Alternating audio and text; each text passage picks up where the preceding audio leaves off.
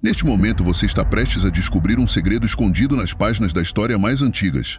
Uma história de batalhas celestiais, poderes divinos e mistérios que vão além do que podemos entender.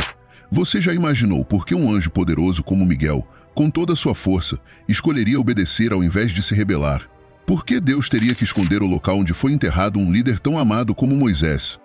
Venha conosco nesta jornada, onde revelamos as verdades escondidas e mostramos como essas histórias muito antigas ainda têm importância em nossas vidas hoje.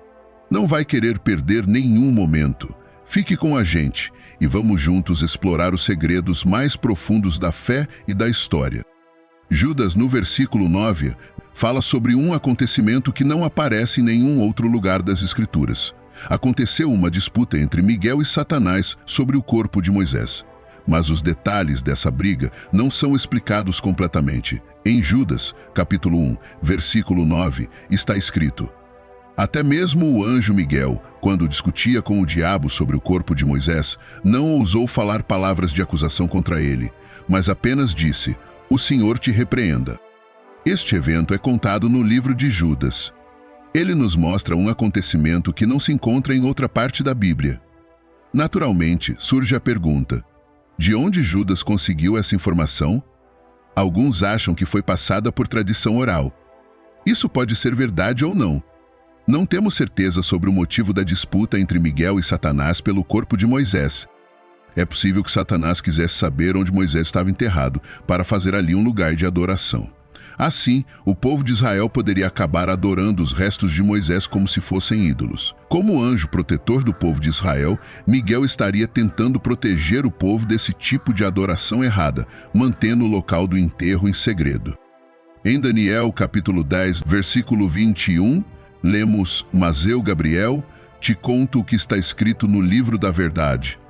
Não há ninguém que me ajude contra essas forças espirituais inimigas, exceto Miguel, o guardião da sua nação. Quando ouvimos o nome Moisés, diferentes imagens vêm à nossa mente. A morte de Moisés tem um certo mistério na Bíblia. Sabemos que ele morreu aos 120 anos, mas seus olhos ainda enxergavam bem e sua força não tinha diminuído, apesar da idade avançada. Moisés ainda estava forte quando foi chamado para partir deste mundo. Moisés não pôde entrar na terra prometida por causa de sua desobediência nas águas de Meribá-Cádiz. Ele levou os israelitas até a beira de Canaã e teve a chance de ver a terra, mas não pôde entrar nela.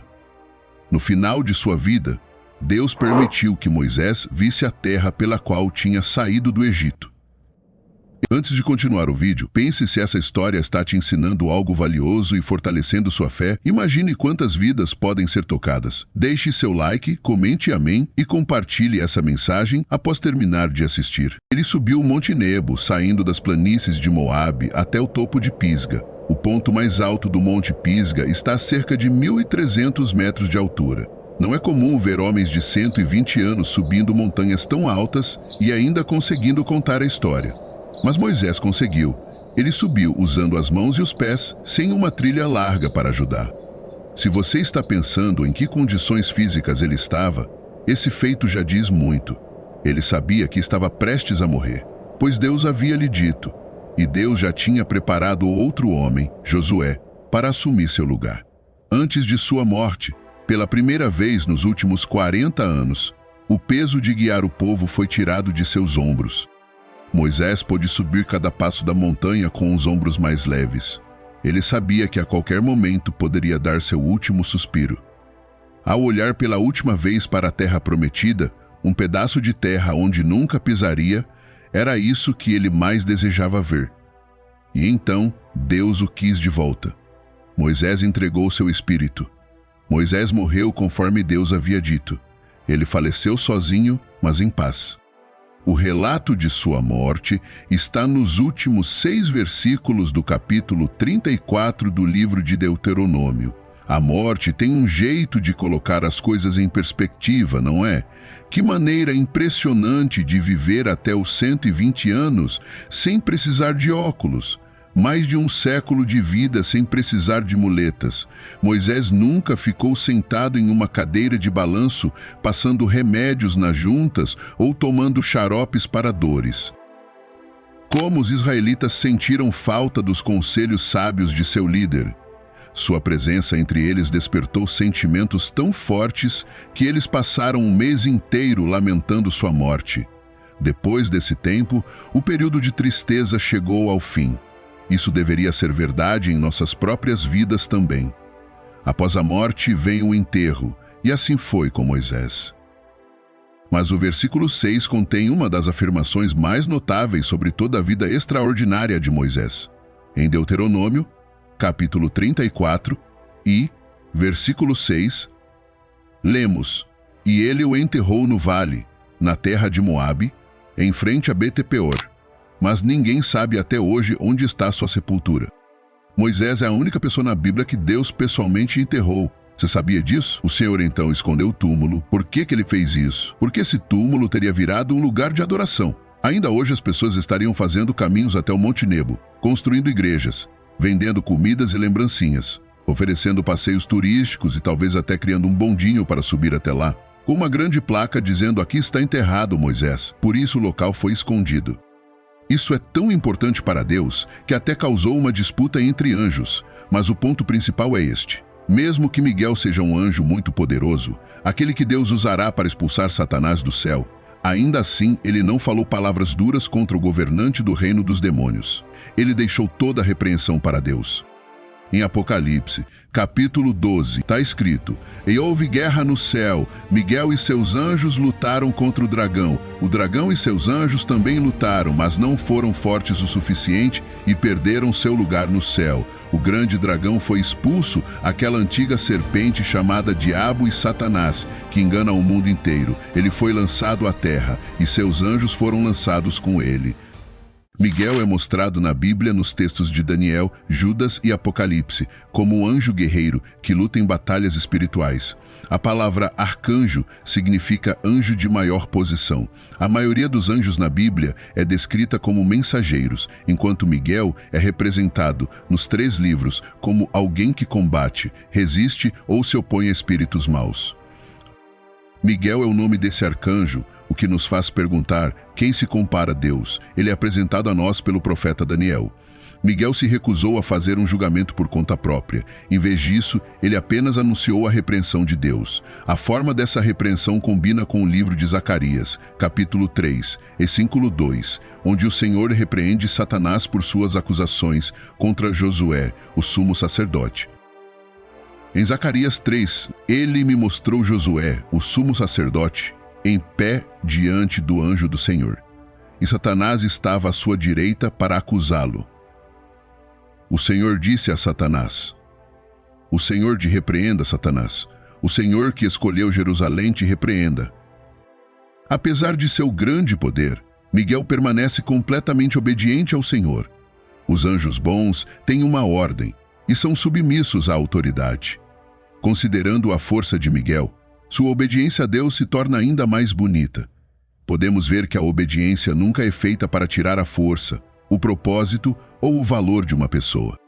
A força do anjo Miguel não estava em dúvida, como mostra a última menção a ele no Apocalipse. Quando Satanás é expulso do céu, Miguel e as forças do céu vencem o dragão. Satanás é jogado na terra. Enfurecido, ele sai para fazer guerra contra aqueles que seguem os mandamentos de Deus e mantém firme seu testemunho sobre Jesus. O confronto é um mal necessário. Ninguém gosta dele, mas às vezes é preciso enfrentá-lo para corrigir, purificar e unir as pessoas. Não é agradável, mas é necessário. Mesmo Miguel não lutou contra o inimigo por sua própria autoridade, mas falou em nome do Senhor. Miguel via seu cargo e posição com respeito. Lúcifer foi criado como a criatura mais elevada. Esta é uma lição que todos nós precisamos aprender. Muitos cristãos ainda têm que aprender a se curvar diante de Deus. Você e eu somos criaturas, Ele é o Criador. O que nos dá o direito de questionar qualquer coisa que Ele faça? Não me entenda mal. Todos nós temos dúvidas, mas devemos reconhecer que Deus não é apenas o Criador, mas também o Salvador. Ele cuida de nós. Nosso Deus é santo, justo e correto. Ele nunca comete erros. Tudo o que faz é certo. Então podemos confiar nele. Mas será que realmente confiamos? Será que reconhecemos sua autoridade e valorizamos sua pessoa? Quando os homens forem chamados a prestar contas, Jesus Cristo dirá: Vocês me chamaram de Senhor, Senhor, mas não fizeram o que eu ordenei. Cada um seguiu seu próprio caminho e fez o que achava certo aos seus próprios olhos. Esta é a imagem da humanidade. E você, que exemplo segue?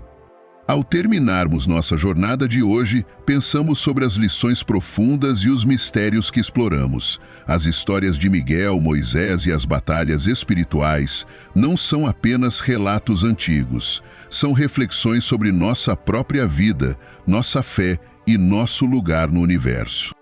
Se você achou este vídeo esclarecedor, imagine o que mais está esperando para ser descoberto em nosso canal.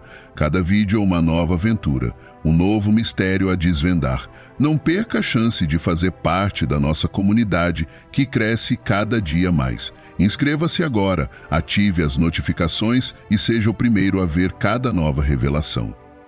Deixe seu like se você se surpreendeu hoje e compartilhe este vídeo para que outros também possam embarcar nessa jornada de descobertas. E claro, queremos ouvir você nos comentários. Qual mistério você quer que exploremos a seguir? Sua curiosidade nos guia. Lembre-se, cada história que contamos, cada segredo que revelamos, é uma peça do grande quebra-cabeça da vida e da fé. Junte-se a nós novamente enquanto continuamos a explorar o desconhecido. Obrigado por assistir e até a próxima aventura.